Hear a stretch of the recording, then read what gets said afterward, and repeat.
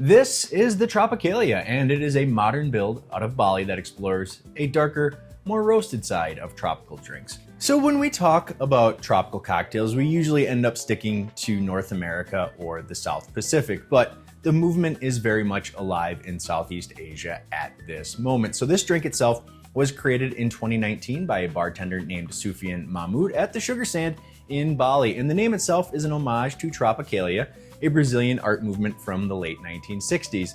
And musicians like Caetano Veloso and Gilberto Gil were taking traditional Brazilian sounds and smashing them together with psychedelic rock.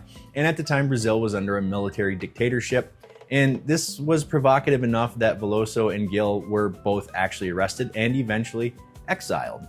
And the whole philosophy was built on this idea of cultural cannibalism, which is a bit more creative way of saying you are smashing up different ideas, cultures, and music and making something new.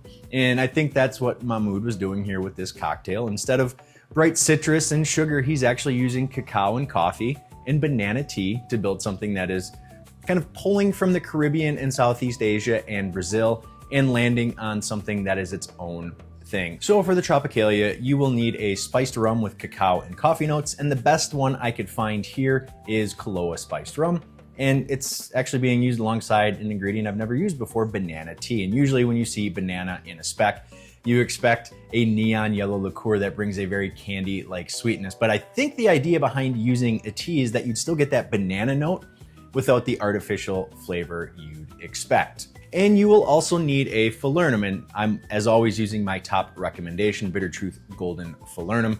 Now, Falernum itself goes back to 18th century Barbados. Starting first is really a homemade punch recipe of lime, almond, ginger, and cloves.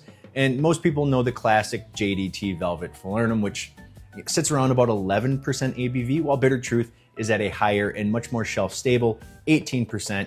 And as always, when people ask me about what Falernum to use, I always recommend using what you have on hand. But if you can get your hands on Bitter Truth, do that. It gives you a little bit more boozy kick. So you also need pineapple juice, lime juice, and some bitters. So why don't we try a little bit of cultural cannibalism and make the Tropicalia. And so we'll start with 1/3 of an ounce of lime juice, 3/4 of an ounce of pineapple, 1.5 ounces of banana tea, 1/2 ounce of Falernum, and 1.5 ounces of Koloa Spiced Rum, and 2 dashes of Angostura bitters. We'll then shake this drink with ice and strain over fresh ice. And garnish of your choice, I'm using mint and an umbrella. And that, my friends, is how you make the Tropicalia. Yeah, so it's not too bad. It's lighter than I expected it would be, and I'm gonna chalk it up to using the banana tea.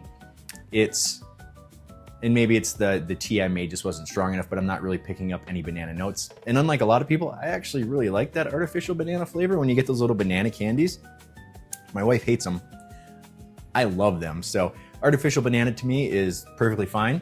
And I'm wondering if I were to remake this drink, and maybe I will, if I were to use a banana liqueur, like, would it be better? Yeah, maybe, because right now you use so little pineapple, so little lime, that really all I'm picking up is the coffee and the chocolate notes from the Koloa.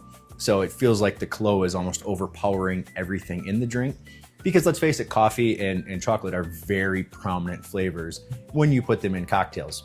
So unless you have something to really balance that out, that's all you're really gonna taste. And really, that's all I taste. It almost tastes basically like watered down Koloa chocolate and coffee rum. That's what it tastes like to me, in my humble opinion.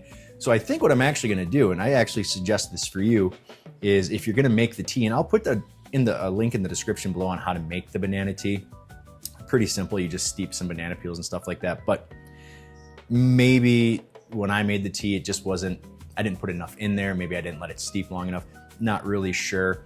But I think what I'm gonna do is basically the same. I'm gonna tweak it a little bit. I'm not gonna use 1.5 ounces of the banana liqueur. Maybe what you would do is take 3/4 of an ounce of the banana tea and 3/4 of an ounce of the banana liqueur and use that instead. That might bring out those banana notes a lot more because right now I'm not really picking up any banana, but that's all I got for this one. So if you liked what you watched today, please like, share, and subscribe. It really helps support the channel. And thank you so much for watching, everybody. Koloa Maluna, cheers, and enjoy.